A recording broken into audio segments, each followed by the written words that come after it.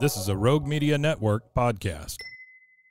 Looking for a great haircut or shave experience? Come to Champion Salon and Barber. Our skilled barbers and stylists are dedicated to giving you the best service possible. Whether you need a simple haircut or a complete grooming package, we have you covered. And while you're here, feel free to enjoy a complimentary beer and chat with our friendly staff. We have 2 convenient locations in Waco and Woodway, Texas. You can also book appointments online or through our app, making it easy to schedule your next visit. So why wait? Visit Champion Salon and Barber today and experience a cut above the rest.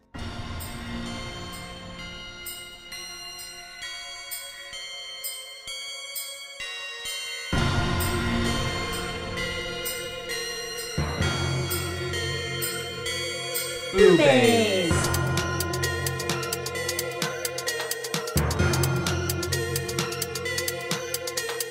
BooBaes!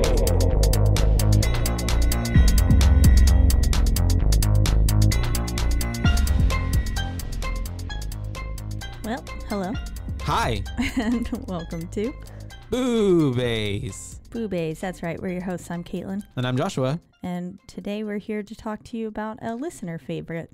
Yes. Carrie, 2013, suggested to us by Miss Nikki. Nikki, that's right.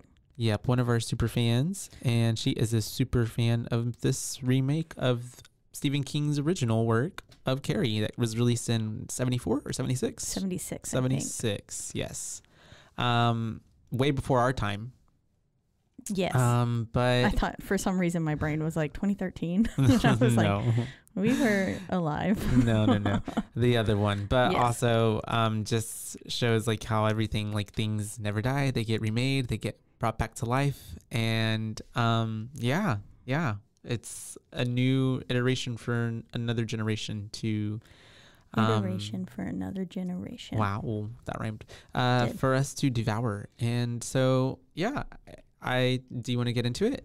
Yeah, sure. We were talking about how it's directed by Kimberly Pierce. This one Yes. stars Chloe Grace Moretz, Mm-hmm. Julianne Moore, Judy Greer are probably the biggest. Judy Greer is like in everything. She is. Like supporting actress in everything. Yeah. Like, I mean, and she's great. Every character that she ever plays, I mean, I believe it for the most part. Yeah, and she did a great job in this film too. Oh, yeah. Mm-hmm. Yeah. Mm-hmm. Probably one of my more favorite roles. I think she was my favorite character by far out of everybody in the film, and she's not even the main person. Yeah. I think And I didn't feel that way necessarily about the original gym teacher. Oh yeah, for sure. The original gym teacher didn't have as much like depth Sass. of character, I feel like, as this one Yeah. had. More complexity to her. Which is odd because I feel like everyone else lacked that Mm-hmm. in this one as compared to the original. Gotcha. Almost. Like especially with Sue Okay, yeah. and Tommy. Yeah, there wasn't as much I feel like you just didn't. Depth. Yeah, and you didn't get as attached to them as, because I kind of was really rooting for Sue and Tommy towards the end of the other one, and then this one I was like, eh. yeah. And like when Tommy died in the original, I was like, damn, really? And then in this one I was like, Meh. It also probably could do with the fact that it's Ansel Elgort, and well, I don't know much about him. I'm pretty sure he's been canceled. He was in what else? Wasn't he in The Hunger Games. No, he wasn't. No, he was in that other one that I'm trying to think of. Divergent. Divergent. Yeah. That's the only thing that I can think of him from. He also makes music. Oh, really? Mm-hmm. Oh, okay. He was in something else that, the one where the girl dies of cancer. I can imagine him singing. Cancer, The Fault in Our Stars. Yeah, That was him. I'm pretty sure. I thought that was Cole Sprouse. No, that's No. another sick one. That's another one.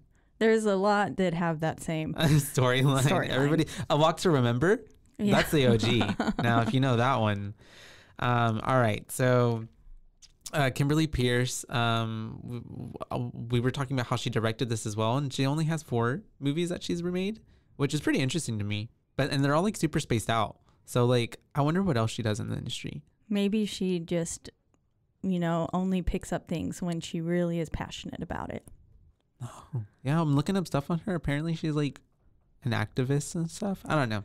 She stays busy. Maybe that's why. But getting into it, yeah, like you said, we have a lot of, and Julianne Moore, by the way, we kind of like slept on her.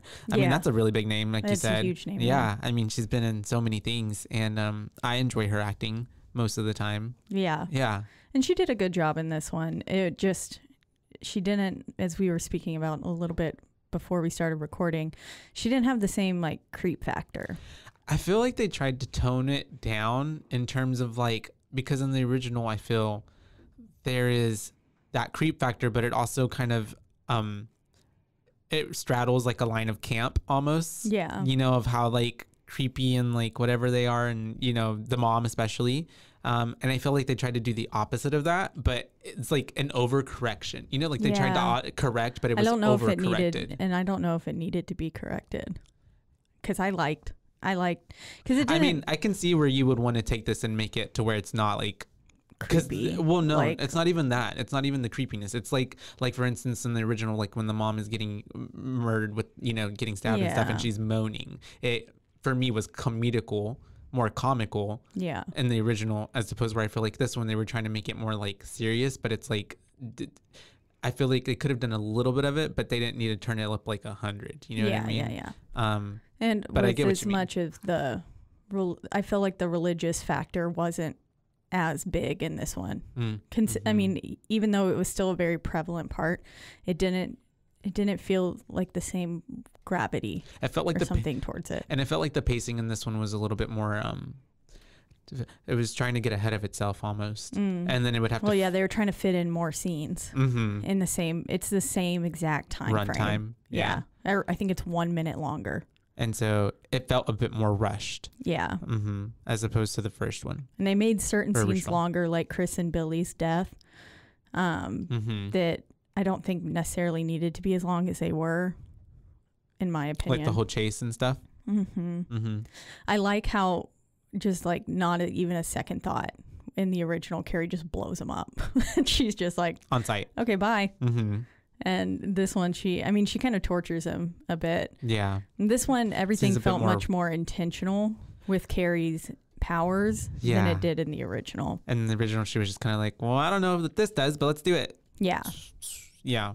And I think a lot of it more so stemmed from her emotional distress and wasn't necessary. I don't feel like Carrie intended to kill everyone. Yeah. I feel like it was legitimately kind of an accident, and she just couldn't control her powers. Yeah. And then that's like why the whole house swallowed itself and everything like that. So this one, it felt like I didn't really feel that sorry for Carrie.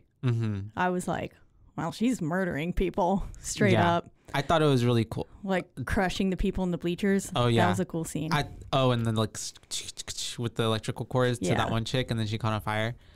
Yeah. Yeah, when she caught on fire, that was cool, especially with the pretty dress brutal. like going around. Yeah. I liked it.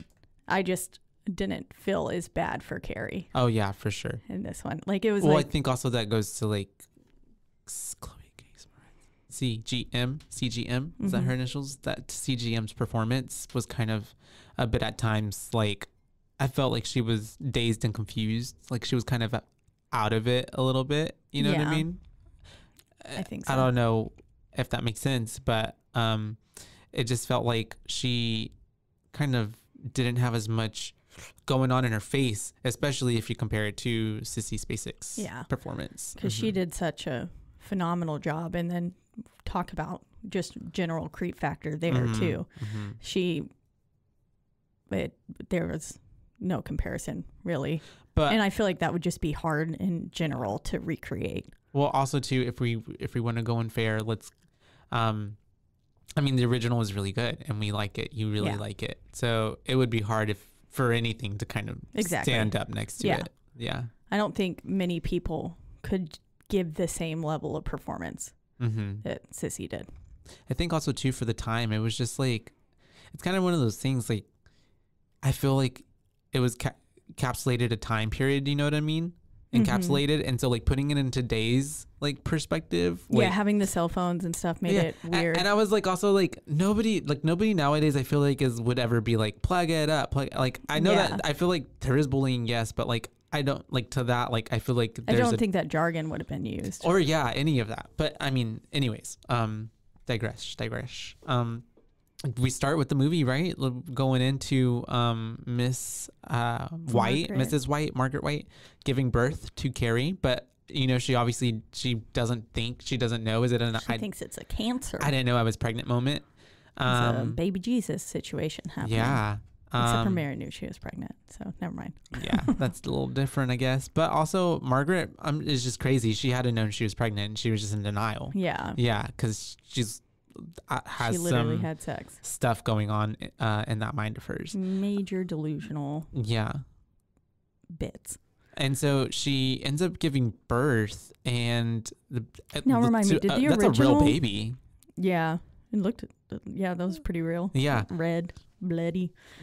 The original who? Did the original start with a birthing scene? I do not remember this at all. Okay, no. I thought this was a liberty taken. Yeah, which was, I didn't mind it. I thought it was kind of interesting to see this part, especially with her reaction to the baby once it comes out. I thought she did a really great job of acting, and just you can see all of the thought process happening in her eyes. And as she's going through and deciding, am I going to murder this baby? Yeah, literally. That I can't believe I just had. Yeah. Which I feel like that's such a wild concept. Because she's got them shears in her hand and she's ready to just like plunge. Yeah, into she gets this, so close. Like very, it's a baby. Like an inch away from this little baby's cannot face. defend itself. But actually it can, because she's got telekinetic powers. Yep. And not yet. That's what stops the. I feel like that's what stopped it. Oh, really? Even as a baby, I thought she just came to her senses. No, I feel like there was like a force that like. I feel like that would have made her kill it more. And then for her, that I felt like that was a moment of weakness where she was just like, I felt like for her that was a sign to not do it. But also, I'm going back. I pulled up the notes for the other one, and it did the original started with them playing volleyball. Okay. Yeah. And then title, and then of course titties everywhere. The shower scene. Yeah. Remember. And so because that jumped right into it, and so now we're in this part where after doing all of that, we've got a title card, and now we're at the pool where the first OG movie started. Yeah, where we're playing underwater volleyball as compared to normal volleyball, because they were outside originally. Oh, that's right. Yeah. Yeah. And also too, like, that's an Olympic thing, right? Is it make it harder? Is that the whole point of it? Like, what's the point of doing it in the water? I think it does make it harder. Okay, gotcha. Is it? It's I would assume so. What's water polo? Is that what that is? No, I think that's different. Because I've heard of that too. Yeah. I don't know sports. I don't either. But to me, it was just like, why did we do it in the water? But I think it does make it harder. I love being in the water, so I mean, why not? You can't move as quickly, you're not as I feel agile. like you're just stuck in one spot. Yeah. For the most part, because otherwise you're like, and you can't. When trying to splash, and then if the water's, you're probably coming up through the water, which I imagine has to kill your momentum as you're trying to get the ball up. Shout out to everybody who plays that sport. Kudos to you, because that sounds hard.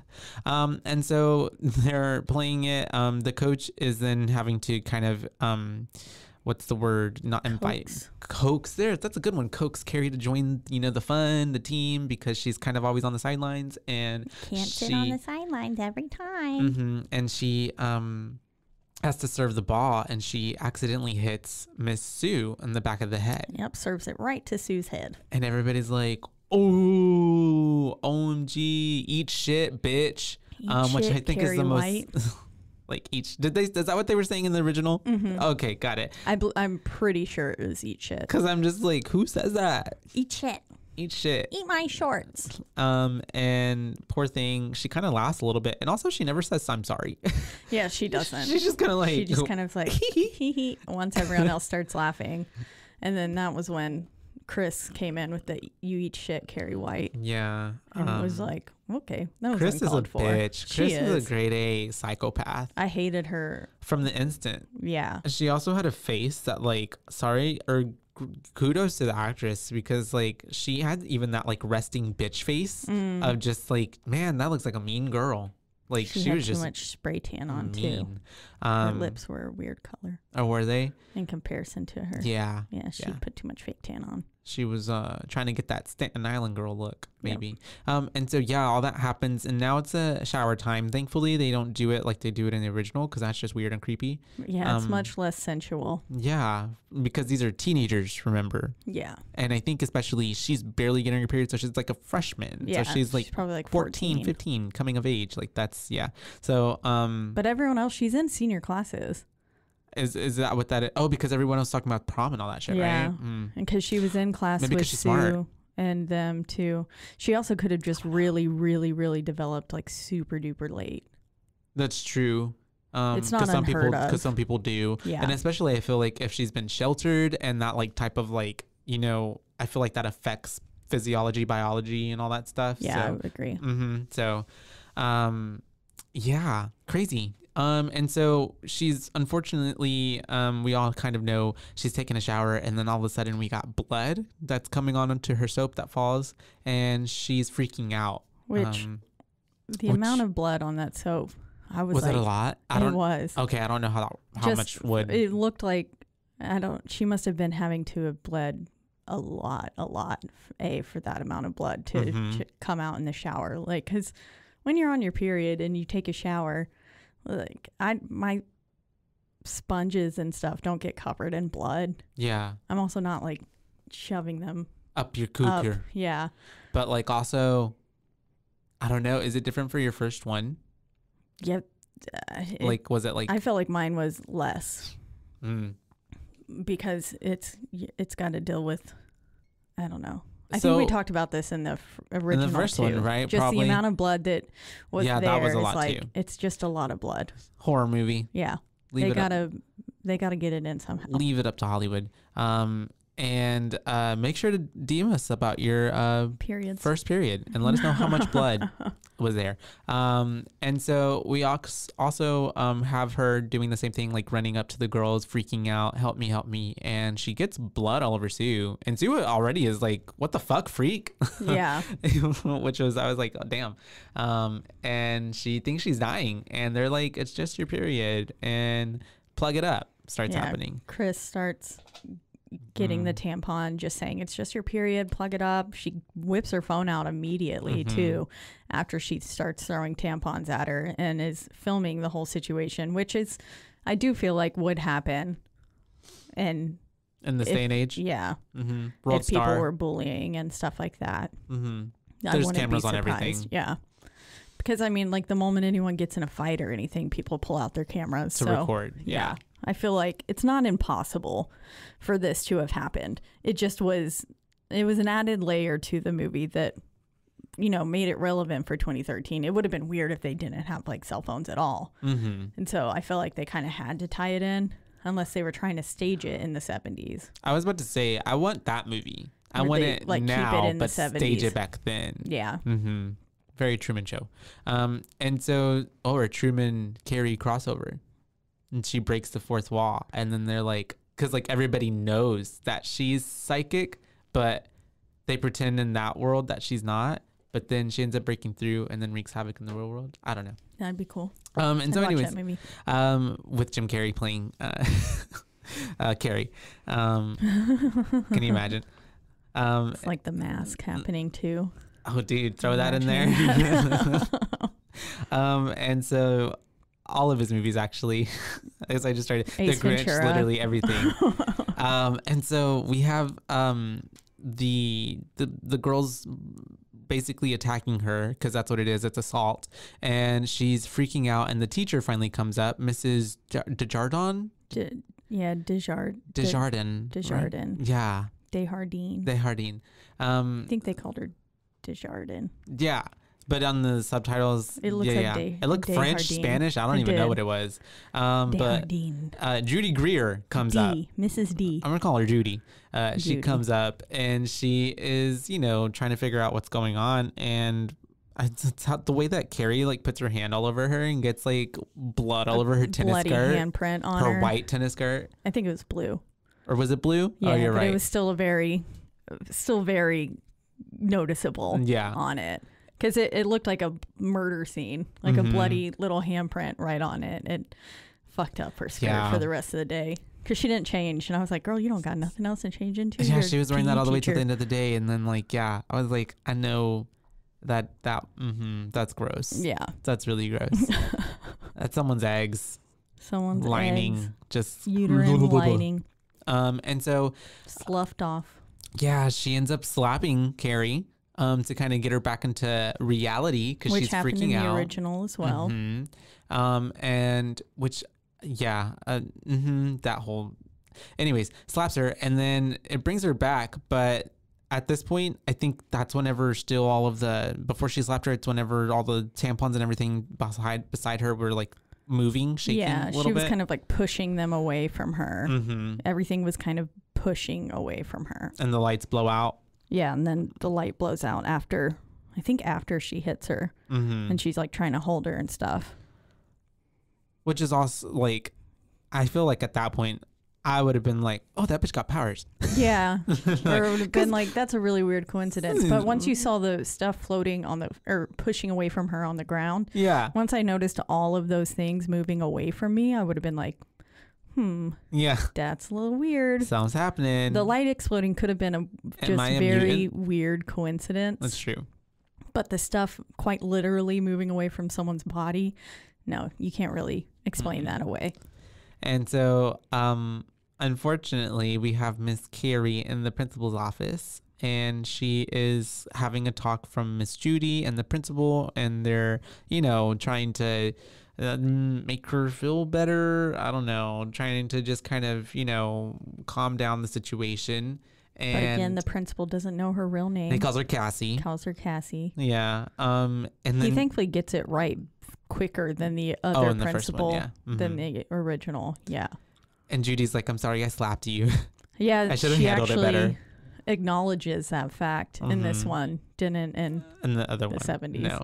And so at this point, the principal's like, we're going to have to call your mom about this incident. And at that point, we kind of get some information of like that she's been homeschooled. Her mom has issues with the school. Obviously, from Carrie's demeanor, as soon as they say her mom, you can tell like, damn, like she's afraid of her mom. She don't want them to call her mom. She looks very unsettled and she's just almost literally shaking in the chair. Yeah. And it's like, please, no, don't call my mom. And then this sets her off so much that she ends up exploding the glass water jug that was in the principal's office. Which are those glass? I thought those Not were normally, plastic. but it looked like glass. Yeah, no, I know. It definitely was glass. But I'm just like, normally they're plastic. Glass? Those were usually plastic. And in the original, it was a coffee mug that she exploded, right? Oh, okay. Yeah. On his desk? I actually don't remember. It was something much exploded. smaller. I think. I think you're right. A coffee mug with pencils in it or something? Something. It didn't have coffee in it necessarily. No. Yeah, maybe it was water. I think maybe he brought her a water cup or like water in a little mug that he had. That makes sense. And I think the mug of water exploded. Yeah. Which again, I probably would have been like, that's pretty weird. Why does all this weird stuff keep happening around Carrie? Yeah. Especially something as big as that water jug shattering. That doesn't seem like just a normal it would happen coincidence. At any other time. Yeah. It seems like someone caused it. Or like someone shot in there or something. I forgot John Travolta was in the original. I just see my notes right now. John Travolta. Who did he play Tommy? I think so. I think he did. No, he didn't. No, he played the bad boy. He played Billy. He played Billy. Yeah. Bad Billy. That's right. Because I'm looking at it. I'm like, what? Yeah. He played Billy. Because in the original, I'd have, oh my God, John Travolta. And then what the fuck? He just slapped Chris. That's right. But yeah, because I was trying to see what it was that blew up. But anyways, she runs out the room like a weirdo. Yeah. With no explanation. And they're just kind of like, okay, bye. And then she is waiting for her mom to pick her up. And those two boys are just like being dumb teenage kids. And then her mom comes up and we have the incomparable Miss Julianne Moore playing Margaret White. Yes, I keep forgetting her last name. And at this point too, we're also getting Chris and Billy like making out, and then they're sharing the video and stuff. So it's like proof like that she's got that video, and she's definitely not afraid of sharing it with people. We haven't seen her post it yet, but she's definitely showing it, setting all the around. stage up for that. Yeah. In my notes, it's like the kids outside are being sluts, and because she like literally jumps into Billy's arms, and it looked like they're about to start like fucking on the hood, draw humping, and I was like, Jesus Christ, this is a high school. And Margaret's watching them like, damn, these kids, sinners, heathens, going right to hell. Same with Sue and Billy though, or Sue and Tommy, whenever they started making out at the beginning in the pool room too. I was like, this is a high school, y'all. Get your lips off each other. But and also too though, you've worked with kids now that are that age as an adult, so you see like the y'all shouldn't be doing that. Yeah. I remember seventh grade, two people who will not be named, and they were making out so hardcore, like in the hallway, like in front of everybody, and like it was like a car accident. Like imagine all the seventh graders like, just what? Oh my god, yeah, and like giving each other hickeys and and then I remember high school there were people that would make out. And I remember people getting caught having sex in the bathroom too. Ooh, I never been around that one, but I can imagine. I wasn't like present when it happened, but I remember some people that I knew got in trouble for doing that. I think that happened at the junior high after I was already in high school, and then nothing ever like that happened while I was in high school. But I've heard stories like that. I mean, I'm sure it happened, and people didn't get caught while I was there. Yeah, it's wild. It's not necessary. But that is probably the teacher and me coming up being like, get off each other. Yeah. 6 feet apart. Save room for Jesus. Save room for Jesus. Slut. Little slut. No, I would never. Baby prostitute. And so she's driving Carrie home. They don't really talk in the car right until they're kind of already at the house, and then she's getting out and she's like, I don't want to go inside because you should have told me, Mama, about my period because I was bleeding everywhere and they were making fun of me, Mama. They were laughing at me. Yeah. And then her mom's being funky. Unreasonable. Yeah. And then we have this one kid coming up saying, crazy Carrie, crazy Carrie. And she ends up making him fall off his bike. Which happened in the original as well. And that's just funny, though. Crazy Carrie, crazy Carrie. I know. How rude to also come up to her car. Because I think in the original, she was on the sidewalk. I think she was walking home or something. Yeah. And he said that, and little she knocks jackass. him over. Yeah, but this time he like comes up and presses his nose up to the car window, and it's like, get the fuck off of the car, little kid. He was asking for it. You deserve to be pushed over. And she is finally going inside because, I mean, what else is she gonna do? And at this point, she got her mom's in her bedroom and she's bumping her head on the wall. Yeah, you just hear this like dull thudding sound as we enter the house. And as we make our way upstairs, we come into a scene of Margaret just banging her head on the wall, just going like boom, boom. And I think basically like punishing herself for what she thinks her daughter did or whatever. This one focuses a lot more on like self-harm. Too. With her mom especially. Yeah, I see that. Like the seam ripper and stuff. And you see like the scratches on her arms and stuff like that too. And it was odd. Yeah. I don't know if it was entirely necessary. Trigger warning. But yeah. She's doing that, and then of course Carrie's like, Mama, please stop hurting yourself. Like, you don't have, nothing's wrong, it's natural. And then I think that's when her mom is telling her to repeat after her, and she's like saying stuff that's like, did you write it down? Talking about the curse of blood. Yeah. She's like basically saying that Adam and Eve, Eve was created from Adam. And then she betrayed God, and so he brought out a curse on her, a curse of blood. The curse of blood, yeah. And yada, yada, yada. And then I love how Carrie's like, that's not even in the Bible. It's not in the Bible. This is what everything else says. And then her mom stands up, grabs that Bible, and just thumps her in the head. Yeah. And I honestly, it almost felt improv because Chloe's like reaction, I felt like when she was on the floor was like, oh, okay, that looks like that was real. When her face was like. Yeah, she was like, appalled. The fuck? Yeah. And did you just hit me, bitch? Literally. And so she's just like, trying to get away from her mom, and her mom's saying, you know, calling her a sinner, and she's like, I didn't sin, you sinned. And ooh, that's what drives Miss White over the edge. Yep. And she's like, go to your closet. Go to your closet to pray. She opens that door and she's like, get in there. You've done too much now. Which the closet, call me a sinner. Yeah, which the closet itself is like a cast member, because it plays such a heavy role. It felt like it almost played less of a role in this one than in the original as well. There was a lot more time she spent in the original where it showed like all the the bleeding Jesuses and all that stuff, and like the heavy emphasis on like the Christian iconography. Yeah.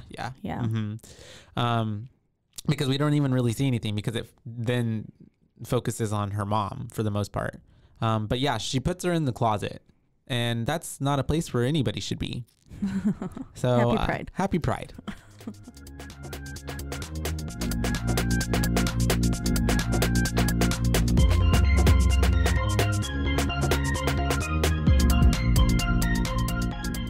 Did you know you could be putting oil and chemicals in your coffee? I love coffee creamer, but I don't think I've ever turned the bottle around to actually see what's inside. When I did, I found out many of my favorite creamers contain ingredients I would never intentionally add to my coffee cup, like canola oil, dipotassium phosphate, ew, and artificial flavors. Laird Superfood all started when big wave surfer Laird Hamilton needed morning fuel that could allow him to spend the entire day chasing the ultimate wave. He couldn't find anything in the market that met his ingredient standards, so made himself the ultimate plant-based creamer. Laird Superfood started and launched its first product, Original Superfood Creamer, in 2015. Laird Superfoods contain no artificial flavors, colors, or additives, and no sugars from highly refined corn syrup. All Laird products are sustainably sourced and thoroughly tested to ensure that you're incorporating the cleanest, finest fuel into your routine. All Laird products are also made of all-natural whole food ingredients, and they are crafted from the highest quality all-natural real food ingredients. Are you ready to feel more energized, focused, and supported? Go to lairdsuperfood.com and add nourishing plant-based foods to fuel you from sunrise to sunset. Use our promo code BOO at checkout to save 15% off your purchase today. I love smoothies, but I don't love smoothie bar prices. With my BlendJet 2 portable blender, I can make smoothie bar quality beverages for a fraction of the price. BlendJet 2 is portable, so you can blend up a smoothie at work, a protein shake at the gym, or even a margarita on the beach. It's small enough to fit in a cup holder, but powerful enough to blast through tough ingredients like ice and frozen fruit with ease. BlendJet 2 is whisper quiet, so you can make your morning smoothie without waking the whole house. Lasts for 15 plus blends and recharges quickly via USB-C. Best of all, BlendJet 2 cleans itself. Just blend water with a drop of soap and you're good to go. There are also over 30 plus colors to choose from. I myself chose black because it matches the color of my soul. What are you waiting for? Go to blendjet.com and grab yours today, and be sure to use the promo code BOO12 to get 12% off your order and free 2-day shipping. No other portable blender on the market comes close to this quality, power, and innovation of the BlendJet 2. They guarantee you'll love it or your money back. Blend anytime, anywhere with the BlendJet 2 portable blender. Go to blendjet.com and use the code BOO12 to get 12% off your order and free 2-day shipping. Shop today and get the best deal ever.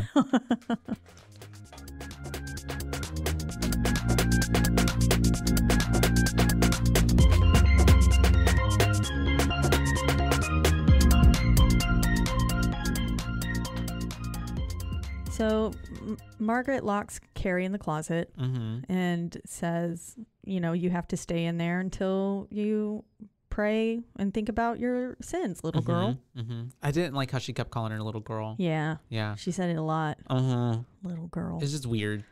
And then I was like, that's how I talk to the cats. Oh, well, that's your cats. It's different. Yeah. I'm like, oh, little baby. Yeah. I mean, you can baby your cats or big girl. Your pets. Yeah. Yeah. I mean, with Kara, I'm like, hi, princess. Yeah. I'm like, hey, little baby. Yeah. So, or I called her an old lady earlier. Yeah, because she was... You old hag. She was being funky. She was like walking slow. And then as soon as I like walked by her and she got a little past me, she started bolting. And I was just like, you're just faking me out. Just faking me out. She's funny sometimes like that. But Carrie gets locked in the closet. She does. She uses her powers to crack a door, which didn't happen in the original. Not like that anyways. Got that whoosh, crack right in the middle of it, which pretty cool. Comes into handy later for Margaret. Mama. Yeah. Yeah, because I think in the first one she just starts axing away at it, right? Or something, knife, or she's using something. Yeah, I think so. And this one she has already like a way to get out. But after all of that, and we cut to Sue and Tommy having sex, right? Yeah, we also get blood dripping from Jesus. So we do get the bleeding Jesus in this moment. Mm-hmm. But yeah, then Tommy and Sue having sex in a car. Mm-hmm. In the Jeep. Very spacious Jeep, I guess. And yeah, apparently. I'm like, oh, you would know. I'm just kidding.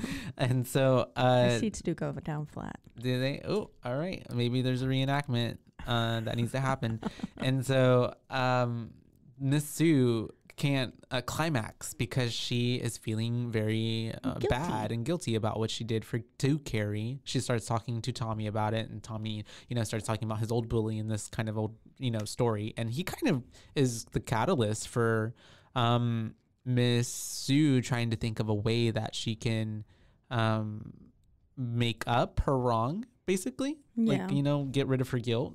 And she ends up at this time it even transitions to Chris and their friend Teeny, and they're with her boyfriend Billy, and they're being rowdy and whatever these rowdy teenagers do. And he's not even a teenager, isn't he? He's like older than them. Yeah, he looked a lot older than them. Oh yeah, like he was a senior 2 years ago. Yeah. And yeah. But anyways, there, and this is where we get that Chris is basically the one who starts uploading basically like a Facebook page for Carrie. And it's like putting her video and or was it to YouTube? It was YouTube. Is it YouTube? Okay. Yeah. But they were saying stuff like favorite movie, mm-hmm. blood something. Bloodsport. Yeah. Favorite drink, Bloody Mary. Yeah. Yeah. They were doing stuff like that. So uncreative. But it was to YouTube. Mm-hmm. And then after that, we basically flash back to Mom. Right? Yeah, because she's at this point she's doing her little sewing thing, and singing, all creepy like. And she goes to the closet to let Carrie out, and Carrie's asleep. She wakes her up. She's like, come on, little girl. Did you finish your prayers, little girl? Mm-hmm. And Carrie's like, yup. And sure did. And at this point, whatever. Next day, we're at the field. Miss Judy is basically talking to the girls, right? Yeah. Mm-hmm, yeah. Mm-hmm. She's that's right. Really going above and beyond. Yeah. She's doing too much. It would have been questionable. It was a bit abusive. Yes. Yeah. Especially she was like, what you guys did was really shitty. Now she's not wrong. Yeah. It was really shitty, but you probably shouldn't say that to the kids. Yeah. And then the way that she walks up to Chris and it was like talking to her about, kind of antagonizing her. Yeah, and then goes to Sue and she was like, you're going with Tommy? I would have voted for you guys, but not now. And it's like, damn, what are you? Real. Are you in high school? Are you a student too? Like, come on. You're supposed to be their teacher. I know. There was kind of a level of, what's the word? When you're unprofessional. Yeah, unprofessional. Yeah. But I can definitely, lack of professionalism. I know a teacher that I had when I was in high school that was in the drama that probably shouldn't have been so I feel like I know who this person is. Yeah. You know what I mean? Oh, I feel like, this is really not that far off from how some people act. Yeah. But definitely was taking it a bit far. And then of course, she's telling them that they have to run suicides, I guess all week until, I guess for making up for what they did, their punishment for being mean to Carrie. And if you stop running, you get suspended. Which means you can't go to prom. Yep. If you get suspended, no prom. And probably no graduating too. Yeah. Chris is the one who's really peeved off about it because she's like, we didn't do anything wrong. This is bullshit. And she's really challenging the teacher, Miss Judy. And then nobody else is really on Chris's side because she's trying to egg the other girls on. Because she's being irrational. Yeah, she is. And she's like, if we all quit and we, they can't suspend us all, we didn't do anything wrong, but everybody knows that they did a shitty thing. Yeah. And she's really not taking any kind of accountability for it. She's kind of like the worst kind of human being because she even, I think, is so delusional at this point that she does not think that she did anything wrong. No, yeah. I think she wholeheartedly believes that she was in the right. I feel like she thinks that Carrie deserved it. Yeah. She did. Yeah. She has a line later on in the film where she was like, she's been asking for it since the 6th grade or something like that. And it's like, that's fucking rude as hell. Come on. And so just admit that you fucked up and take the move punishment. on. But she obviously doesn't. She walks off, and so she keeps yelling, "This isn't over." And I was like, "Bitch, yes it is. Get out of here. Just leave already." Very Karen behavior. And so suspended, and we cut to Carrie in a bathroom, and she's looking at herself. And we get another eat shit Carrie White on the lockers. Yeah, that's right before that. The lockers were defaced. And I think that's what makes her do what she does in the restroom, right? Yeah. She ends up breaking the mirror with her powers and then lifting the glass. So starts making, the pieces levitate. So she knows she has some sort of power. Yeah. She can do something, clearly. It's funny how that bitch came in and was just like, oh, hello. But she was like, oh. Yeah. Okay, bye. For real.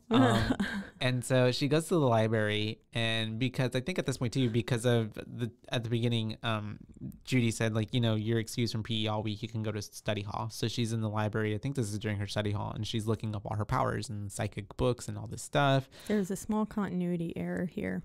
What happened? Her hair all of a sudden got like really nicely well done. Oh, did it? I didn't notice.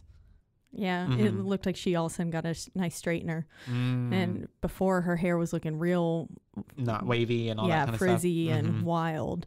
And as she was in the library, she has a very, like, nice kind of polished hairstyle. She unlocked a new power. I was like, where'd this bitch get a straightener? She psychically straightened it. I don't know if that's even possible. Like, the molecules, like, I don't know. Well, if she made the door weld shut... That's true. Maybe she can her hair. Yeah, I think so. I think it's possible. Okay, so that's what she did. And so she's looking it all up. She's looking at the computer. And then so it's like an inkling of her coming and understanding of like she has this ability and she wants to try to control it. And we cut to now her being in class, and the teacher calls her up to read her poem. The teacher's a really fucking big asshole. Oh yeah, he's like asshole. Also making eyes at Teeny or whatever the fuck her name was. Yeah, and it was like, that's disgusting. Yeah, you're not cool, dude. He's fucking a student. Yeah, yeah. Definitely gave needs that to be reported. But she also knew a teacher, the high school that. Yeah, a teacher in my high school too. Also did. Yeah. Yeah. A couple times, a couple different instances, actually. That's not wild. That hard, people. Yeah. Just don't do it. Oh, that's also, crazy. Find some people your own age. What the fuck is wrong with you? Yeah. Yeah. Anyways, so Carrie is reading her poem and whatnot, and everybody's talking over it. And like, I know this would not happen. Like, a real teacher would be like, everybody shut the fuck up. But anyways, everybody's talking and laughing over her. And even the teacher is joining in on being like, oh, well, that was the most disturbing thing you said all year. Yeah, this is the most you've talked in the class all year. Are you done, like, disturbing us now? And then Tommy's like, asshole, under his breath. And then the teacher's like, what? It's like, oh, I said it was awesome. Yeah. I thought the poem she read was awesome. So at least he's kind of like coming to her defense a little bit. Yeah. I thought it was funny how everybody like turned their heads like at the same time towards him in the back. Like, yeah. What'd you say? That would give me whiplash. I just got a little bit of it right now. I'm getting nauseous already. And so then we flash to the Mom cleaners. And the cleaners, yeah. And she's sitting there sewing, and we get this lady very impatient up at the front going like, bing, bing, anyone here? Ringing the little bell like, is anybody working here? And Margaret finally, decides to go up there. She did kind of take her sweet time, but she was in the middle of something, so yeah, I get it. And we see that it's Mrs. Snell. So Sue's mom. Sue's mom picking up the dress for Sue's for prom. Yeah. And as they're sitting there talking, Margaret is definitely not as open to speaking with her. Yeah, you can tell she's already kind of like feels a certain way, kind of standoffish. Thinks all their kids are sinners. She's not trying to convert her like she was in the original. Because in the original, would talk to her, and they actually had somewhat of a relationship, but it was all just her trying to convert her and stuff. Because like, so that her mom came over to the house in the original, right? Yeah. But yeah, this is the only interaction we get between the two of them, and they're being weird, or Margaret is, at least for the most part. And yeah, she's like, these are godless times, as she's like cutting up her leg with the seam ripper. Yeah. So it shows that like she's like punishing herself for almost having any interaction with this worldly woman, I feel like. Yeah. You know what I mean? And so, and obviously Sue's mom is just kind of like, ooh, awkward. Okay. What the fuck? Yeah. And then we cut to Miss Chris being in trouble or trying to get her dad to get her out of trouble at the school office. Which I'm assuming is the next day or during the same day. I don't know. Yeah, who knows? Yeah, and so her dad's like a haughty lawyer. I don't know. Someone important, I guess, who makes her feel like he can get her off the hook. Maybe he has many times before.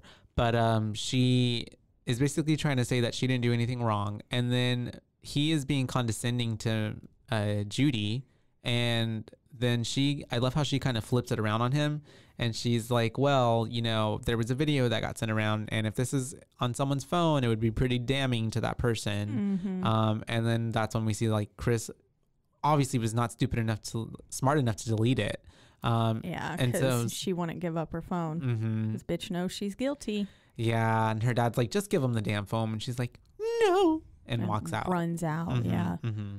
And then we get Sue standing up to Chris, right? Yeah, because Chris ends up going to the bleachers. What's the room with the bleachers? The gym. And they're all trying to prepare. Almost like a locker room. They're all trying to prepare for.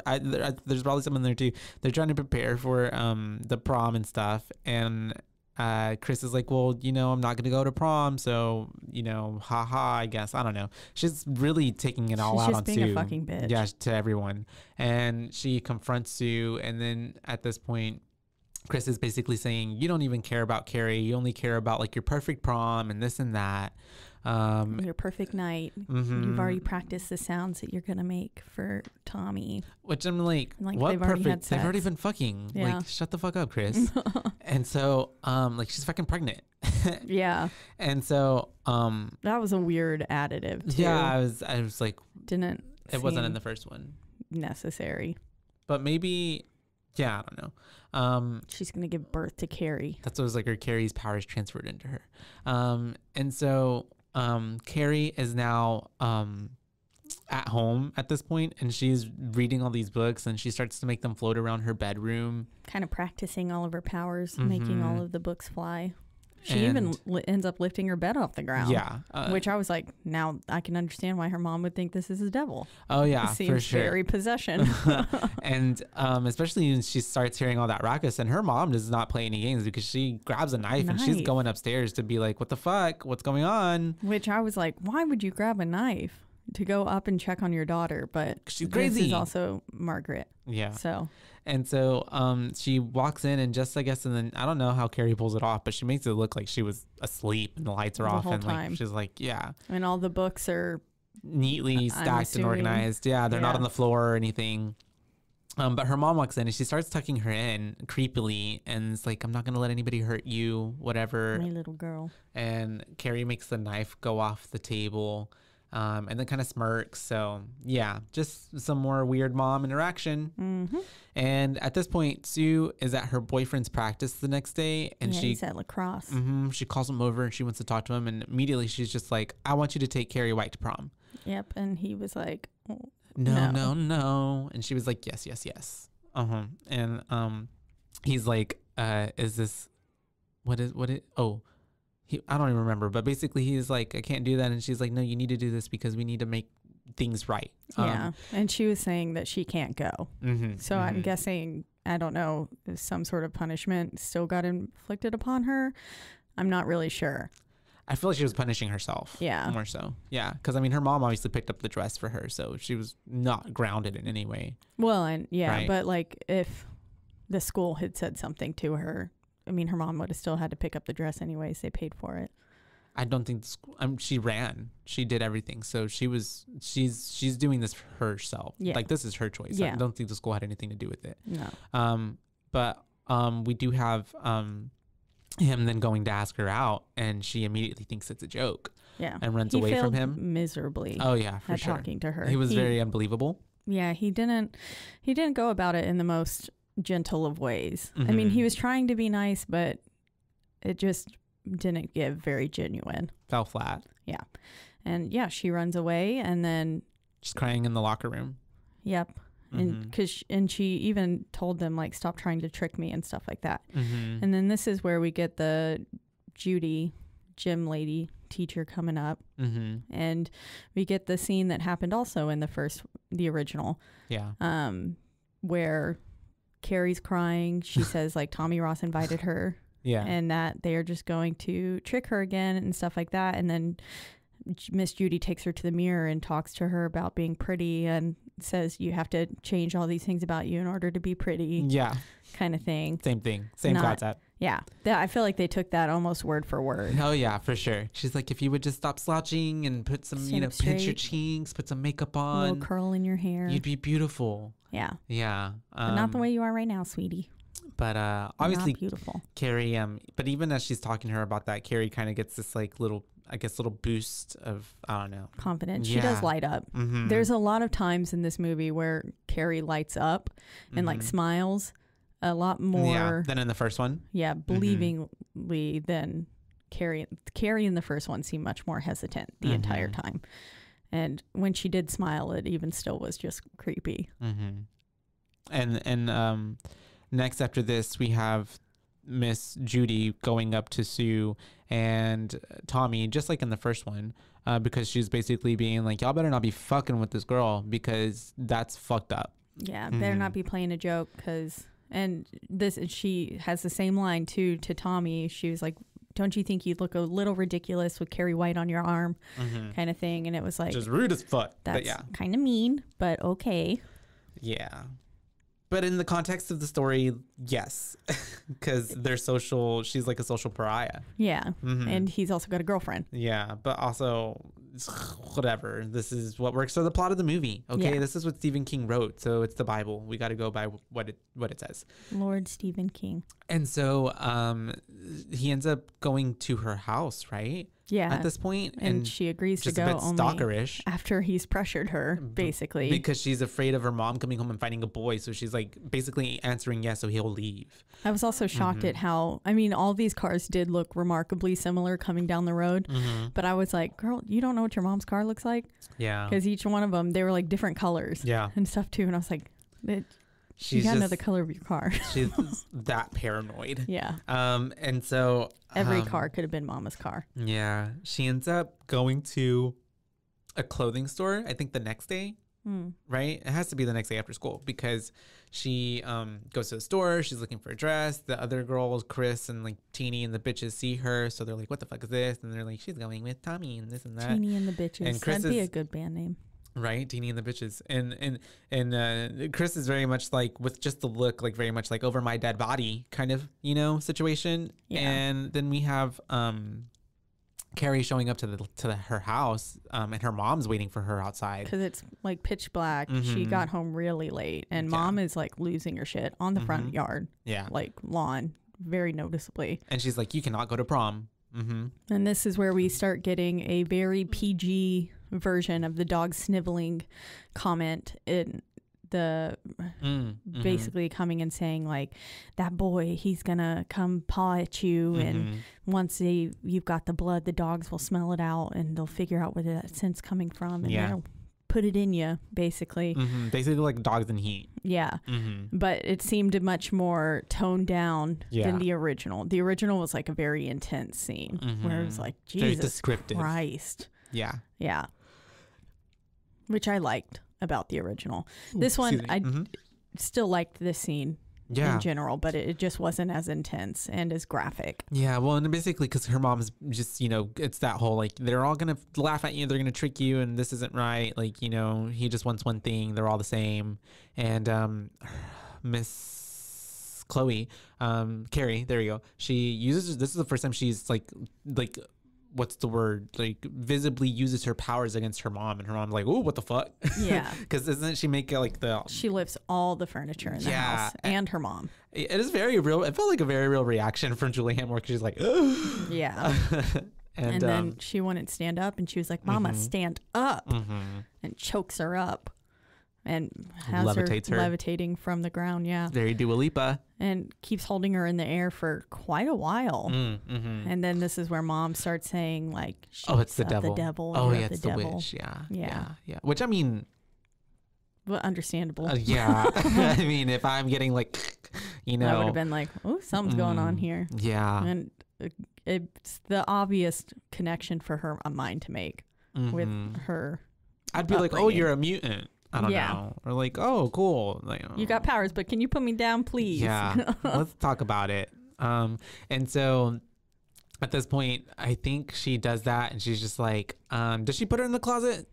No, not yet. Yeah, that's right. It's just like, it's donezo. And then we have cutting to Billy and the pig picking scene. Yeah, his friends going to go get a pig because they're obviously going to cut its throat so they can get blood for the famous scene. And the friends can't kill the pig. And so Billy has to do it. And then Chris joins in. And it's all kind of just like, it's a little bit gross for me and kind of really sad for the pig. So yeah, really sad for the pig. And it just didn't make sense to me. Like, because Billy kills the pig, Chris slits the throat, and then they just start making out. Oh, and the blood goes on his face. Yeah. It's and very... like, killing an animal is like a good reason to go for it. Yeah. Oh, yeah. And like... I was like, what the fuck? It seems like it's weird because, it seems like they're getting hot and bothered off of it. Yeah. And... off of murdering something.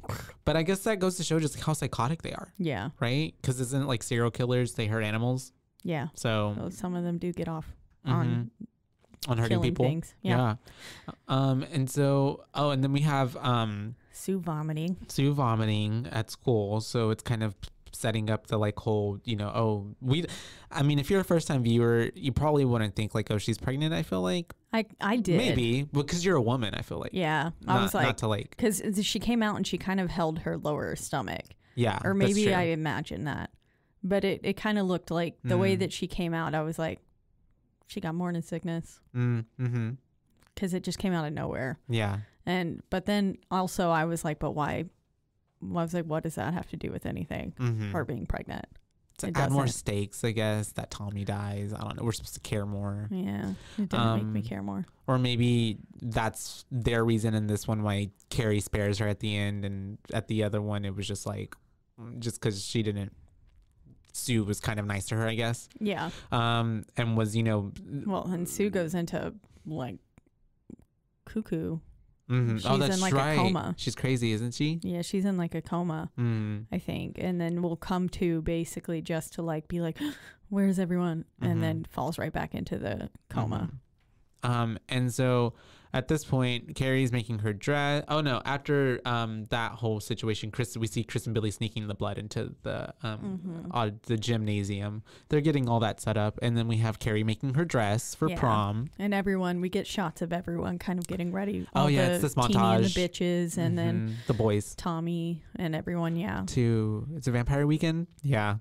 Something like that. Very happy-go-lucky music. And then. Yeah, we get a confrontation making her dress. Yeah. And then we get a confrontation with her mom because she's like, I can see your dirty pillows. Yeah, I might have known it would be red. She's like, Mom, it's pink. Literally. Her mom is delusional. I'm glad they kept the dirty pillows line. Yeah. Because it's iconic. Yeah. And it's such a weird way to she's like, Mom, they're breasts. Everyone has them. Yeah. Or all women have them. But I get what she means, dirty pillows, your dirty pillows. That's interesting. Do you know? Yeah. I don't know. And so anyways, after this little incident, Tommy shows up, and that's whenever her mom's like really trying to stop her, like, hey, you cannot go, do not go to this prom. I won't let you go. They're all gonna laugh at you. And then, Carrie's like, just let me go, Mom. I promise I'll be back. And then whatever. But her mom's not having it. And so she ends up having to use her powers on her mom. And this is when she locks her and puts her in the closet. Yep. Locks her in the closet. And then she like even welds it shut. With her powers, yeah. Yeah. And then just basically turns the radio up so that way Tommy doesn't hear the banging and screaming. Because he's at the door, right? Yeah. But you can still hear it. Oh, yeah. You can. And he's like, can we go? And she's like, don't go. Yeah. And she's like, yeah. How do I look?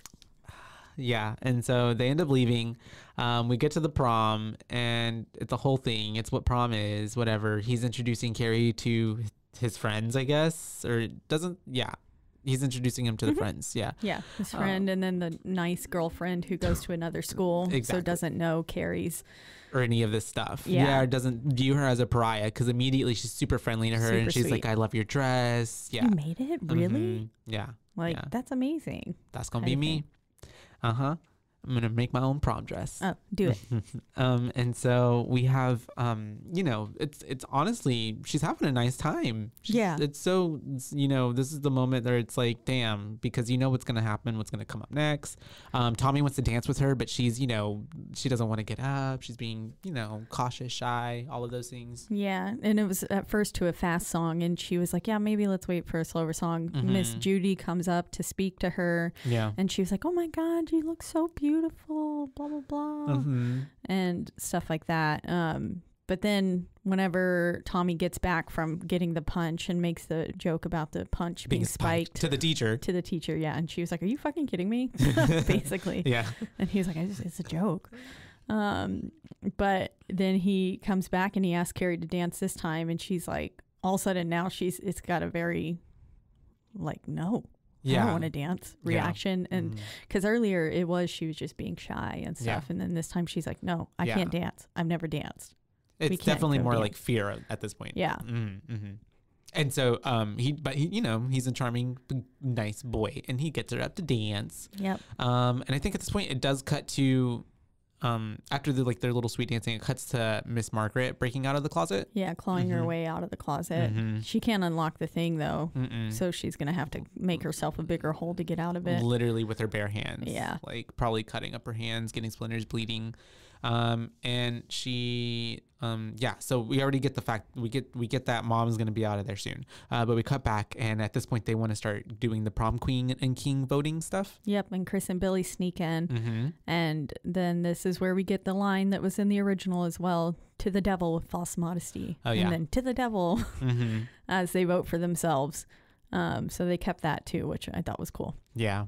And it ends up showing that Chris texts Sue and she's like, your friend, your girl looks good, but she won't for long. Yeah. So that then sends off Sue to start going and running to the school. Yep. So we have that in motion. And we also see that their whole plot basically is for, Carrie and for Tommy to win because they're going to switch the votes up. They're going to make it so that they get picked and go upstage so that way of course they can drop the blood on over Carrie. Yep. And so all this basically goes according to plan for the most part.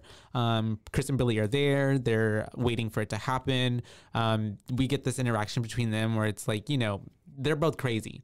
And he's like I'm gonna fucking kill you. Yeah, because he's like if this goes wrong, like this is jail time, like you need to take this fucking serious. It's a criminal offense. This isn't just a little joke. Yeah. And so at this point Sue shows up. They win. They get caught up. It's like Judy's this whole thing. trying to kick Sue out. Yeah, it's like there's so many things happening at the same time. And at this point, she's up on the stage, and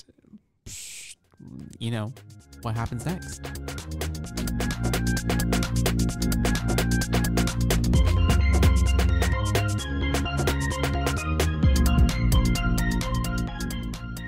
Did you know that dehydration is the leading cause of daytime fatigue? I was shocked to learn that even mild dehydration can cause headaches, muscle weakness, and brain fog. But luckily, there's a solution. Cure Hydration is an oral rehydration solution that contains the perfect balance of electrolytes and glucose to help your body absorb water and rehydrate quickly. The formula is made with all natural ingredients like coconut water, powder, and pink Himalayan salt and is free from artificial flavors, sweeteners, and preservatives. Cure Hydration is vegan, gluten-free, and non-GMO, making it a great option for anyone with dietary restrictions or preferences. The packets are convenient and easy to use. Just mix with water and drink. They're perfect for on the go, travel, or anytime you need a quick and effective hydration boost. Hydration is more than just drinking water. That's what Lauren Picasso, a lifelong endurance athlete, discovered as she struggled to stay hydrated no matter how much water she drank. Lauren founded Cure, a science-backed electrolyte drink mixed to make hydrating easy for everyone. Cure believes that hydration should be simple and effective, but also clean and natural. That's why they use only the highest quality plant-based ingredients and avoid any artificial or harmful additives. They're committed to transparency and honesty. All of their ingredients are clearly listed on their website and packaging, and they're always happy to answer any questions or concerns. Ready to combat dehydration? Try Cure today and feel the difference for yourself. Use code BOO for 20% off your order. Are you tired of the same old boring puzzles? Mix things up with Wango puzzles. Each puzzle is a custom design with intricate patterns and whimsical shapes that will keep you engaged for hours. Plus, their eco-friendly materials and commitment to sustainability make Wango puzzles a guilt-free way to unwind. Wango puzzles are 100% wooden puzzles, meaning they'll last forever. Each piece is hand-drawn, so no two pieces are the same, and you'll discover some fun, whimsy pieces as you work through it. They come in a custom wooden box, which is perfect for storage and gifting. With stunning design and unique shapes, Wango puzzles are a cut above the rest. So what are you waiting for? Go to wangopuzzles.com and pick your puzzle today. And be sure to use the promo code BOO and get 10% off of your order. This is the most fun you've had with the puzzle guaranteed or your money back. Go to Wango, WONGO, puzzles.com and use the code BOO to get 10% off your order and get puzzling right now. Wango.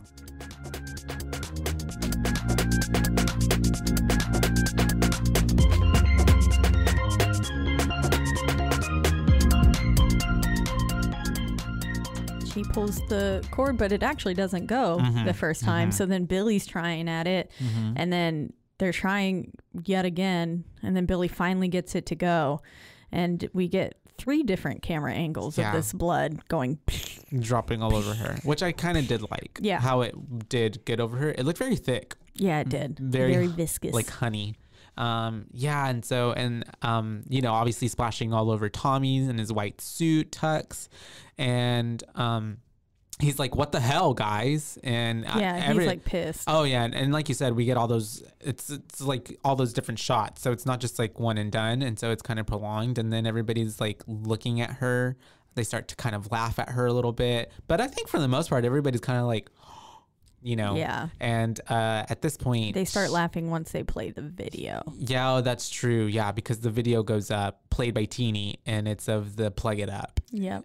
And then everyone starts laughing, and it's true. Like, this is not funny. Yeah, you guys, this is really sad, actually. And then she looks up and she does see, it's Billy or Chris's glasses up there? I think it was Billy's, right? She puts it together. Knew. Yeah. She's also psychic. But who knows? And so this is when all hell starts to break loose, essentially. She cries once the bucket falls down and knocks Tommy out. She starts crying over Tommy, which also, how did the bucket, in both movies, how did that bucket just kill him instantly? I guess just like Billy Mays getting hit in the head with that luggage. In the right spot. Yeah. Hit you and lights out. Yep. Poor thing. But yeah, he's dead and she's crying over him. And this is what sends her over the edge. Yeah. Because, she loved him, essentially. Yeah. For the most part. The brief time that they had together. Yeah. He was one of the first people to probably ever show her kindness. Mm-hmm. So. And so she gets up and she goes off. And at this point, everybody starts to kind of, because the blood starts like pulling off of her and floating, and everybody's like, what the fuck? Are you seeing this? And then they try to run for the exits, but she lets out like a scream, and it like just sends everyone forces everybody flying. Yeah. The room kind of, and I love how immediately Sue gets on the phone. She's like, there was an explosion. Yeah. And I was like, the explosion hasn't even really happened yet. Literally.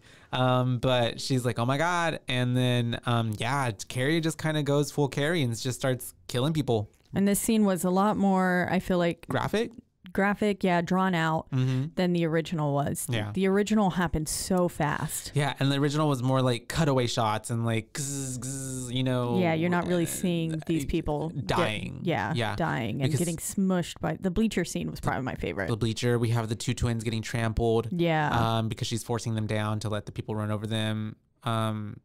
We have, and then that girl, like we said, I'm setting bitch on fire. Yeah, Teeny, because I thought it was really bad bitch of her to be like, ksh, ksh, with the fucking wires, and then she ends up catching on fire. And the way that her, whenever her dress, catching fire. I was like, Katniss. Hunger Games. Yeah, literally. The way she almost gave a spin too. Yeah, she did. And so it was wow, beautiful. Literally, but there's a human being on fire. Yeah. And then of course, Judy, the teacher, she's just watching all of this, oh my God. Horror. And in this one, she saves Judy. Yeah, because she kills her in the original, right? Mm-hmm. Yeah, but in Judy this one, gets smashed by the air AC unit or something. And she lifts her up. I forgot that she doesn't die in this one, and she lifts her up and she spares her by putting her behind her, because she then drops all that the sprinklers and the water gets on the floor, and she basically electrocuting everybody. Yeah. Yep. And then everything starts catching on fire. Yep. And she's like throwing the burning moons at people. She's just it's very evident going ham that this is all intentional on Carrie's part. She's picking things up. You see the gestures with her arms, like proving that she's actually executing these movements, as in when in the original she's not really doing anything besides walking. She's just walking out and everything's like going berserk around her, and therefore everybody's dying because of the things going haywire around her. Yeah And she's not really having attacking people. She's not murdering people like she is in this one. I mean, she did murder them too overall, but I don't think I don't think the intent was there. I think her body it was like flight or telekinesis. Yeah. And she chose both. And so at this point, she ends up walking out, essentially. Everybody's kind of, coughing and like, oh my God, we're wounded. It's a whole fiery, bloody scene. There's sirens coming up. The way she flies out. Oh, yeah. Comical. A little comical. Yeah. And then it's the way that like it seems like there's nobody's there, as it's like aerial shot of her, but then we pan to her and it's like, oh, there's literally everybody around her, and like, yeah. But she ends up seeing Chris and Billy's car take off, and so she's gonna go after them, which she does. These are the people who did it to me. I'm gonna get them. She goes after them. It's the way that they're trying to get away, and it's the way that she's standing behind them apparently, and I don't see how none of the cop cars notice that there's a bloody teenager just walking in the middle of the street. Of the road. Yeah. They're probably like, this is least of our concern. Yeah. There's fire everywhere. And so they get over there, but she tries, they're trying to get away, and she ends up doing like a whole airbender thing, like earthbender, and stomping on the road. The ground, yeah. And it breaks the ground from underneath them, so they can't get away. And she almost makes him fall into a sinkhole. Yeah. Like once it does catch up to him. I love how he was like, this damn town, as if it was like... This is just a normal thing that's happening. Literally. Not like it's a supernatural force. And so they get turned around, and of course she sees Carrie, and so she's like, oh my God, it's Carrie. She's like, run her down. Run her down. And they do try to do it, but of course she stops him with the force field, and I guess he dies. I don't know. I thought he was just knocked out. Yeah, but his nose did look like it split open. Yeah, it was pretty gross looking. He's at least unconscious. And he definitely dies in the explosion. Oh yeah, because then Miss Chris is like, ugh, and like sobbing and like freaking out, and then she moves his body over and she tries to run over Carrie, but Carrie has other plans, and she makes her run into the pole at the gas station, or the gas station thing itself, the pump, and pretty graphic. Miss Homegirl Chris goes flying and gets caught in the glass, the windshield. Yep, and her face gets halfway through the glass. It wasn't quite forceful enough to completely eject her from the vehicle, but it did get her face shoved through, and that was pretty graphic. Yeah, like you said. And Miss Carrie gets to see her kind of take her last breath, get her revenge on her. Yep. Because she does die, but it's funny the way that even then Carrie's like, no, that's not enough, and then blow him up still. Blows him up. Yeah. Yeah, she knocks that pole down on them, which we already saw the gas was spilling from the crash, and it just goes electric pole onto them and lights them up. And then I was like, she should have told her to eat shit. Right as she was dying, she should have been like, eat shit. That would have been great. Yeah, I would have wholeheartedly accepted that change. I would have stood up and clapped. Yeah. I would have been like, okay, yes, bitch. We're rewriting the narrative. Yep. Yeah, now she's not a victim anymore. She's not weird. She's like, I'm the head bitch now. Yep. HBIC. And so she ends up just kind of going home, bloodied and in shock. For the most part, it looks like. And she gets into the house. She's calling out for her mom, but her mom's not responding. And so she just goes immediately to the bathroom to wash the blood off of her, because she's obviously covered in it. And she gets cleaned up. And at this point, while she's taking a bath, we see that her mom is kind of slinking through the house with a knife. Yeah. And at this point, when she comes out, they finally are having a confrontation. And her mom's like,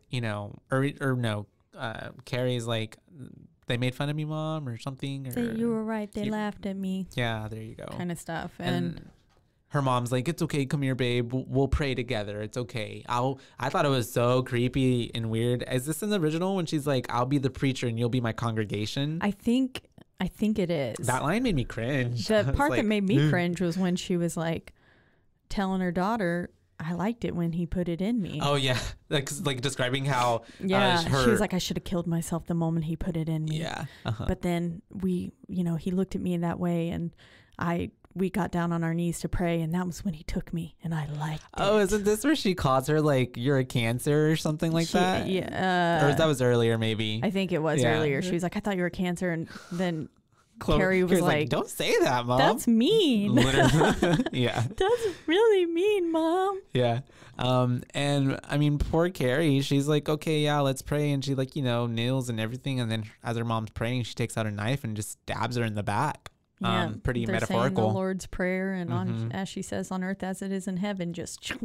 And this makes Carrie like have kind of like a little psychic bomb, and like they both go flying different ways. Carrie goes down the stairs, her mom flies on the other side of the room, and as Carrie is kind of coming to at the bottom of the stairs, her mom is coming towards her, and she is it's full attack mode, basically. It's a confrontation. Yeah. And Carrie obviously doesn't really want to hurt her mom, but her mom is coming at her with the knife and like very close to killing her, and so she's trying to hold her back at all costs. And then at one point, I think Carrie is like no longer like scared to defend herself. She's like, okay, I got to do something or else I'm gonna die. And so she gets all the knives and scissors and everything sharp. Yeah, and it's because the mom has the knife like right and is kind forehead. of getting. It's on her forehead at that point, right? Yeah. And because she had pushed her away with her powers, but then her mom was like getting closer to her head again, even with the powers. So that was like, she was like, okay, her will. We got to do something. And then, that's when she gets all the sharp stuff. And mom goes at her, flying across the room. And not even sharp things. A metal ruler went through her. That's true. Which about 4 to 5 inches in. Yeah. Imagine that just with enough force going through your skin. Yeah. It's like a tornado. Yikes. Tornadoes have the power to like, put straws through trees. Yeah. But yeah, she gets thrown and yeeted across the room and everything stabs into her and she kind of gets pinned up on the wall, very, crucifixion style. Poor thing, Carrie has to like come up to her and like, and it was very different from the original because in the original the mom was dying and it was like very like orgasmic almost, and it seemed like she was moaning while she was like taking her last breaths. I was glad that this moment didn't have that because that was weird, but that it was fitting for the original, like just with how the mom's character was overall. Well, in the whole movie, I mean, when we have Carrie in the beginning basically being soft porn with like the titty scene and all that shower scene, but in this scene she doesn't do it as long, but then like it's the fact that it's kind of opposite. She's like, and then Carrie comes up closer and she's like and comes to, and Carrie pulls her down and is like, I'm sorry, like I'm whatever Nothing's gonna hurt you now, kind of thing.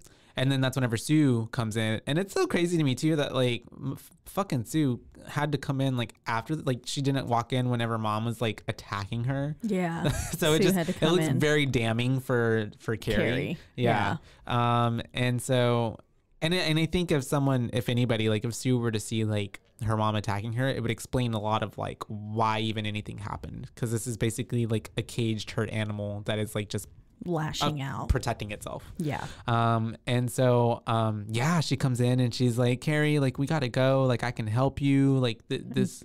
But then Carrie starts like throwing shit at her and stuff, and Sue was like, don't hurt me, and she was like, why not? And then I've been hurt all my life, kind of thing is what she says. And then all the rocks and stones, which I was like, where are all these fucking stones coming from? Somewhere. She's got the power to like, she's picking them up. I was like, this would have made more sense if this was a stone house. They were the most like perfect round stones. Yes, they're like perfect skipping stones. Yeah, they were very smooth. And she is very biblical. She's stoning herself in the house for what she feels is like her sin of killing her mother. And she's like, I want her back. I killed her. And she pulls Sue close up to her, and that's whenever she psychically can tell, I guess, that there's two bodies in the belly, and she's like, it's a girl. But I'm like, how the fuck? But okay, how? Yeah. How? But okay. I guess that's just, she's basically God now. Yeah. At this point. And so she spares Sue, sends her flying out the house, and then we just basically see isn't it like poltergeist, or like, you know, the house basically eats itself, and like the original too, just, you know, succumbs to itself and then gets sucked into the ground. Mm-hmm. Yep. And then it goes black, and then we cut to a jury scene with Sue, and they're basically trying to figure out how Carrie White was involved in all of this. Mm-hmm. And they're like, wouldn't you say that this could all be explained in a natural way? And Sue was like, no, I know what I fucking saw. She had powers, and we pushed her. Yeah, and she said, you can only push someone so far before they break, kind of thing. And then instead of Carrie White burns in hell on the house, it was on her tombstone. Yeah. Oh, it's exactly. Well, on the property where the house was, there's like a little cross there, wasn't there? And the original, and then this one, it's like an actual graveyard. Graveyard, and then they've got a tombstone, and Carrie White burns in hell, and then the tombstone goes. Yep. As soon as all the leaves starts floating around it. Not as big of a jump scare as the original. The original was on a hand like popping out. Yeah. Yeah. I remember it scared the shit out of me. Yeah. And then like goes to white. Yeah. It made me jump. I was like, what? And that is 2013's Carrie. I forgot about it while watching this one. And then I didn't think about that until just now. And I'm like, oh, I'm glad it didn't get me again. Yeah. That there wasn't another one. But yeah, 2013's Carrie. A listener request from Nikki, a longtime listener of ours, and we did this in honor of her birthday that happened in May, but we were only able to get around to this now. Yeah. So happy late birthday, Nikki. Happy belated, Nikki. But thank you, as always, for your suggestions. I have her basically, she gave me a lot of good reasons why she loved this movie. Yeah, let's hear them. So she gave the movie, Carrie, 2013, 5 boos. And here we go. I'm just going to read what she said. She was about 23 years old when she first... Sorry, I was about 23 years old when I was, and it was so good, and it was different from the original version. So she was 23 when she watched it, I believe, for the first time, or whenever it came out. And then all of the cast members did an amazing and excellent job in their characters. 3, her favorite character is Sue Snell because she stood up for herself when she told her best friend Chris Hargensen that she felt so bad for what they did to Carrie White in the showers, and she asked her boyfriend Tommy Ross to take Carrie to the prom instead of her. So she felt that Sue was being like super noble and like, you know, trying to make a right from a wrong. And which I agree. And 4, she did read the book by Stephen King, and this one is really based off of, and this one she feels like really follows the book really closely. And she is, and then just to reiterate, even after the 5 boos, she's like, give it 10 out of 10. Like, she really likes it. Yeah. One of her favorites. So thank you so much for all of that input, Miss Nikki. I would probably have to give this one a 3.8. Whenever it first came out, I watched it in theaters, and I don't think I even had watched the original by the time this one came out. So, because I think I remember watching the original when we covered it for our podcast, was my first time watching it. And so I thought it was pretty good. I was familiar with like the storyline because obviously pop culture, everybody knows Carrie. Yeah. But in watching the original and this one, I can say there was like a bit of creepiness and eeriness that was missing. This one kind of felt very like, what's the word? Like mainstream, I guess, if that feels right. Yeah. It felt very like this one was bringing it to more audiences, like you said earlier, the more PG-ified, PG-13ified version of what Carrie is. Yeah. But overall, like, I mean, the storyline's pretty good. And I thought the effects in this one were pretty good. And I really enjoyed whenever at the end, like she was having the whole freak out scene and the blood started like floating off of her. Yeah, that was like, cool. It was really that was cool. A cool added scene. It was pretty badass. And so overall, I would give it a 3.8. Good. Yeah. I think I would probably give it a 3.5. Overall, it's basically a shot-for-shot remake of the original. A few things, minor things tweaked here and there, and then just the added of the cell phones and stuff like that. which is totally fine and made it relevant for today. Like you did say, I would still like to see a remake where it's made in the 70s and stuff like that. But overall, it was still a really good film. I think all the actors delivered well. I'm trying not to compare it to the original. Yeah, in its own right, in its own standing. If this was a standalone, had we never seen the other one, I mean, everybody did a pretty solid job. Yeah. There were a few moments where Chloe Grace Moretz's performance didn't really hold up for me. I think that's the sad part for me too. Is I feel like everyone else outshined her in this movie than her. Yes. Like Chris, I hated the bitch. Hated her. She did her job good. She did a good job. Her role was for me to hate her and for her to play a nasty ass bitch, and she did. Yeah. The teacher, Miss Judy Greer, I thought Judy Greer did a phenomenal job because I was like I want her to be my teacher. Yeah. I liked her. She went about things in a little less callous way, I think, than the original gym teacher did. There was a bit more of humanity to her. Yeah, a little bit. Even like the principal in this one, like because he got her name right after the second time. Well, not even he did, but it also still gave like his like whole demeanor and like talking with the period and everything. Like I believed that person. I know who that guy is. Very awkward. Where he can't even talk like say the word period out loud. You know, exactly. And then everybody did pretty good. Except for I felt like the least ones who did that great were the ones who were the main people, Tommy, Sue, and Carrie. Yeah. Yeah. But other than that, I mean, it's pretty solid. Yeah. If I'm not comparing it to the original, then they did a really good job.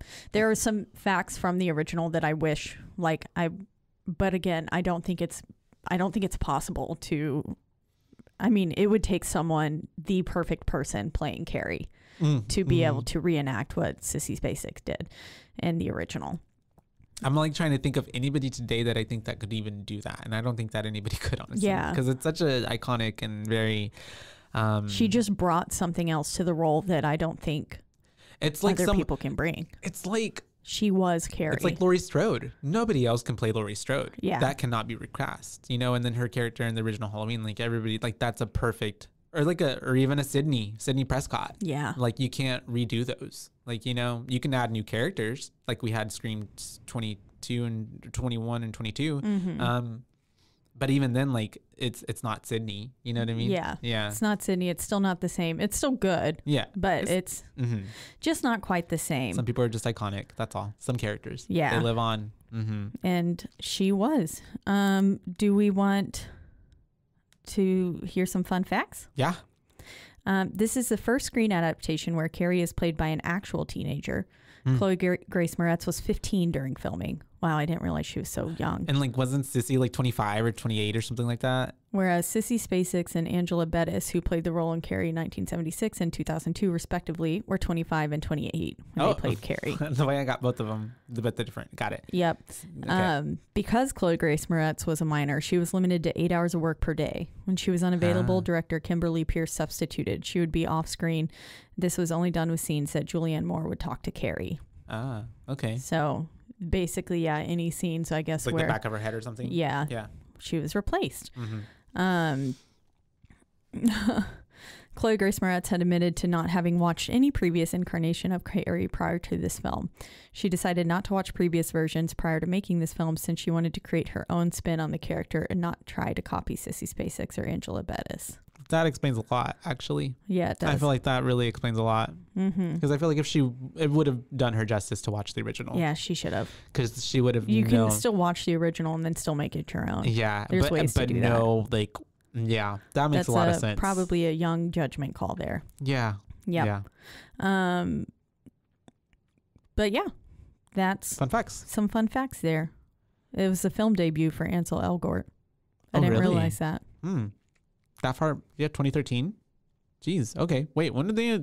I feel like the Divergent series came a long time ago. When did those come in? I think they came out in like 2014. Huh? Yeah. And 2014, 2015. Because I remember reading the books in high school and in college, and then they came out while I was in college. Yeah. That makes sense. So between 2012 and 2016. Yeah. But yeah, that is Carrie, you guys. Thank you so much, Nikki, for recommending this. It was an enjoyable watch. I'm glad I watched it. And now I want to watch the 2002 version just to see. I'm interested. How the differences. Yeah, all the differences, see all these different iterations of Carrie. And they're all free on Prime if anybody's interested in watching them. Which is really nice. Yeah. We like that. Well, I mean, granted, if you have Prime. Yeah. If you don't have Prime, then they're not free. Sorry. But and technically, are they even free? No, because you have to pay for Prime. Yeah. But we do.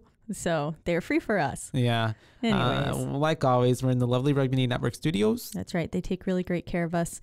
You can listen to us and all the other amazing podcasts on this network all in one central place, and that is RogueMediaNetwork.com. That's right. And if you would like to listen to us anywhere else, the two biggest platforms would be Spotify and also Apple. Sorry, I kind of stumbled there.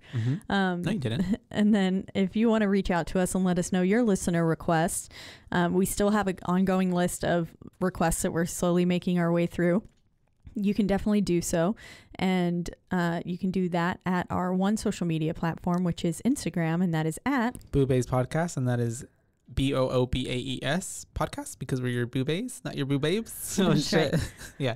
Oh, did I do it right? Yeah, you did it right. I feel like I messed up. I thought you were going to sneeze. Oh, no. I got in my head about it. But yeah, so that is 2013's Carrie. You got a 5, a 4.8, or 3.8, and a 3.5. And so that's a pretty solid 4. 4, yeah. Overall. And this also continues on our decades of horror. So this is our 2010s pick, which also really worked out with our listener requests. And next week we will be covering something from the past 3 years. So we will figure that out. We kind of have an idea, but I won't say it because maybe we won't, but it's an idea. Anyways. It's an idea. Until then, guys. Until then. Yeah. Bye, baes. Bye, baes.